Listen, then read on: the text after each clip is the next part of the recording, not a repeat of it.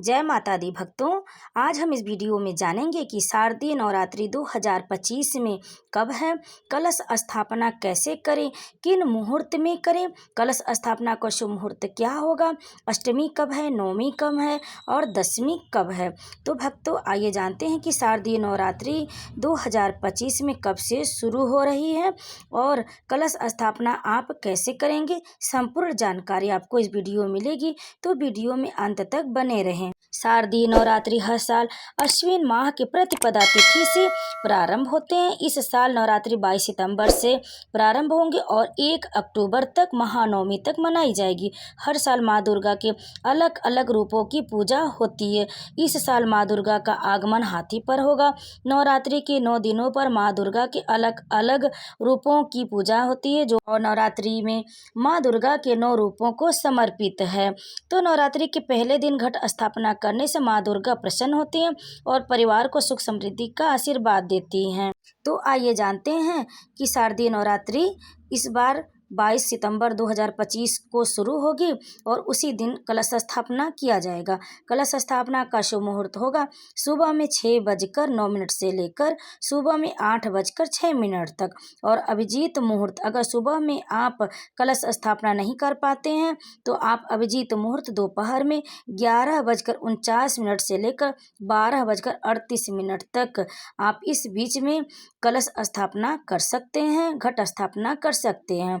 अब आइए जानते हैं घट स्थापना करने के लिए आपको क्या क्या करना पड़ेगा, किस प्रकार से कलश स्थापना आप करेंगे। कलश स्थापना करने के लिए आप नवरात्रि के प्रथम दिन सर्वप्रथम आप सुबह में स्नान करें, अपने घर की साफ सफाई करें, मंदिर की साफ सफाई करें, सभी प्रतिमा को पहले गंगा जल का छिड़काव करें।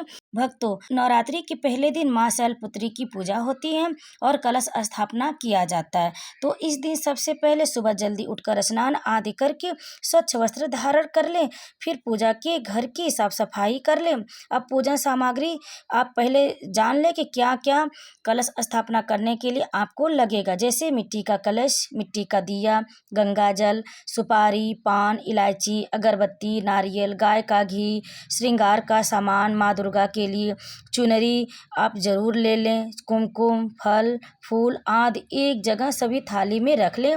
इसके बाद एक लकड़ी की चौकी ले या पाटा ले, उस पर लाल रंग का सूती कपड़ा बिछा ले। अब चौकी पर माँ दुर्गा की प्रतिमा को स्थापित कर ले।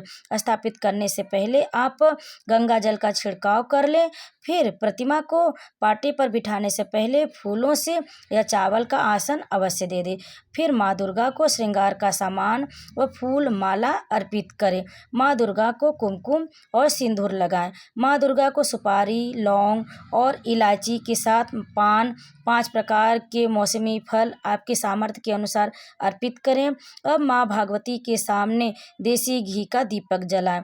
बहुत लोग अखंड दीपक भी जलाकर रखते हैं 9 दिन। जो 9 दिन का उपवास रखते हैं वह अखंड दीपक अवश्य जलाएं और कलश स्थापना भी जरूर करें। अब एक मिट्टी का कलश लें ज्वारे बोने के लिए। कलश स्थापना में यह बहुत ही जरूरी है। तो अब एक मिट्टी का कलश ले ले और उसके चारों ओर आम के पत्ते लगाएं। कलश के चारों ओर कलेवा जरूर बांधे, उस पर स्वास्तिक बना ले। फिर कलश को जिस मिट्टी के पात्र में आप मिट्टी डाले हैं उसमें पहले जौ लगाएं, ज्वारे बोएं, जौ को फैला दें। फिर मिट्टी के ऊपर एक और मिट्टी का परत डालें। जौ बोने के बाद फिर थोड़ा सा पानी डालकर इसमें मिट्टी के पात्र को रख दें जो आप कलश स्थापित करेंगे, इसी के ऊपर ही स्थापित कर दें। तो कलश स्थापित करने के लिए आप एक लोटे में आप एक लोटा लें, एक पीतल का लोटा ले लें, उसमें गंगा जल से भर दें।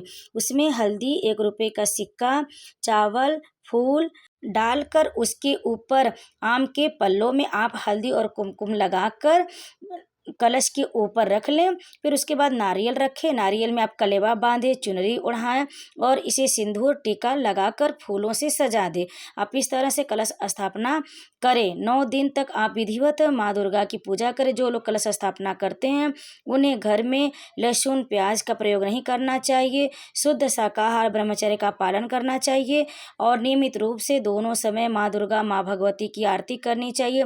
दुर्गा सप्तशती का पाठ करें तो भी बहुत ही अच्छा शुभ फल देगा, माँ प्रसन्न होंगी और घर में सुख समृद्धि बनी रहेगी। और नवमी होगा 1 अक्टूबर 2025 को। और नवमी पर ही कन्या पूजन किया जाता है, जिसमें 2, 5, 7 या 9 छोटी कन्याओं को एक बालक भैरव के रूप में आमंत्रित किया जाता है।